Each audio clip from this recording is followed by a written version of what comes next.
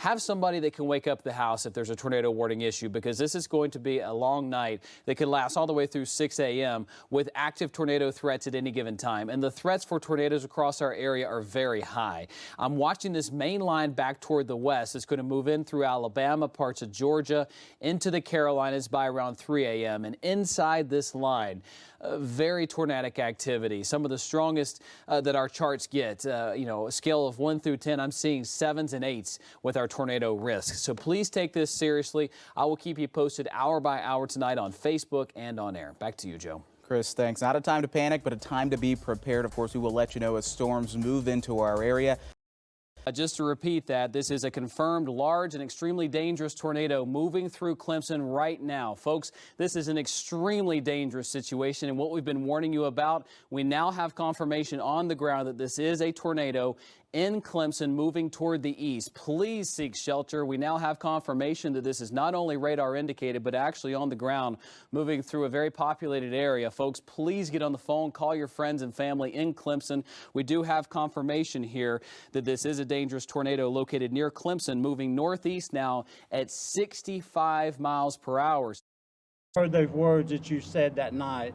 You know, make sure that someone stays awake and that you take cover. The town credits Justus and the WYFF News 4 weather team's April 13th forecast for saving many lives, warning them of the impending danger. And as a show of thanks, we're very grateful for you. Seneca presented Justus with the key to the city. It's such an honor. It's so touching to see how the community has come together after this tragedy. And I'm just so glad that after Cedric and Perella and Dale and I saw that threat that night, that this community took that threat seriously and were able to stay safe. Seneca still picking up the pieces, but today's ceremony highlighting a bright spot in an otherwise dark time.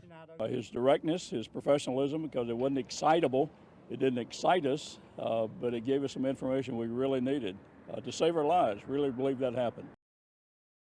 Thank you for staying with us. We are just on the south side. I can tell you we're okay here at the station, but we did take a power hit. We have generators for this very reason. It's able to keep us going here on air as we are watching this tornado possibility moving over Greenville County. There's Stone Avenue, there's Delwood, there's Wade Hampton Boulevard. The possibility of a tornado on the ground right here near State Park Road as it moves east. There's Piedmont Park, there's Highway 253.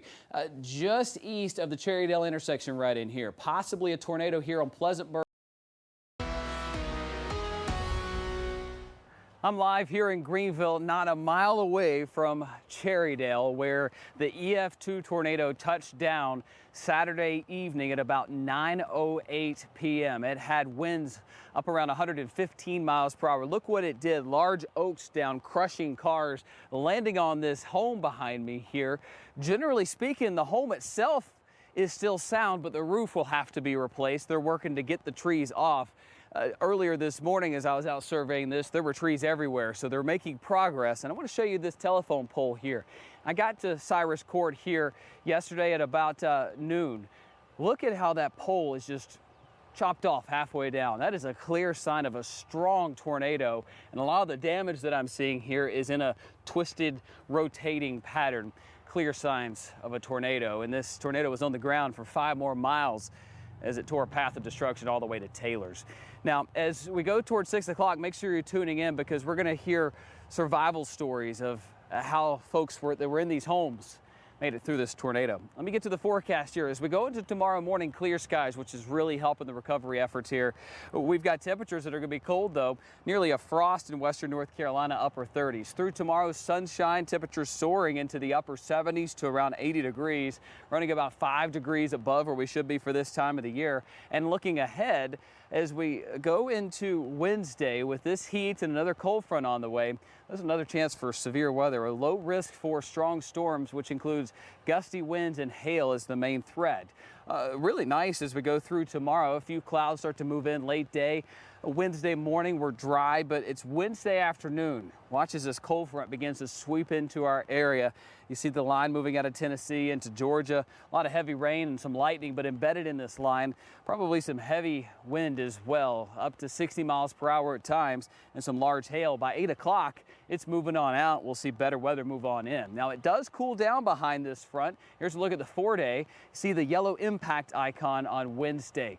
That means that impactful weather is possible. Doesn't quite rise to the level of an alert day. If we see that it's going to be more severe or more widespread, you bet you'll see that red icon there. We'll keep a close eye on it for you. Cooling down to the 60s as we go into Thursday, but the 4-day plus shows a heat wave moving our way. Saturday into Sunday, we're close to 90 degrees. Back out here live, you can see the destruction all around from me. And just to put things into perspective, this is my community. I mean, the TV station 3 miles that way. My home, 3 miles that way, as my wife and kids were taking shelter during this tornado. Everybody's doing just fine at my house. We'll talk to more that made it through this tornado coming up here in just a few minutes.